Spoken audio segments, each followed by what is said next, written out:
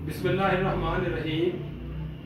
दोस्तों, इस वेले मेरे नाल मेरे बहुत ही दरीना दोस्त मेरे भरा जनाब सूफी अहमद साहब मेरे दौलत खाने ते गरीब खाने तशरीफ ले आए ने ते मैं इन्हां दा दिलों जानो ममनून हाँ।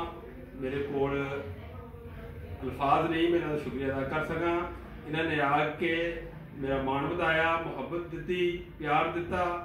ते एक ऐसे दरवेश मंश शख्सियत के मालक इंसान ने जिन्होंने हमेशा ही मुहब्बत वंडियां दोस्तों के विचकार और हमेशा ही नबी करीम सल्लल्लाहु अलैहि वसल्लम की मुहब्बत, अकीदत, उल्फत का जिहड़ा प्यार आ वो ही वंडिया और सरकार की मुहब्बत वंडण वाले वो साडे दोस्त ने जिन्होंने जिथे भी गए ने सरकार की मुहब्बत का जिहड़ा फैजान आ वो सारा अपना दोस्तों के तकसीम किया।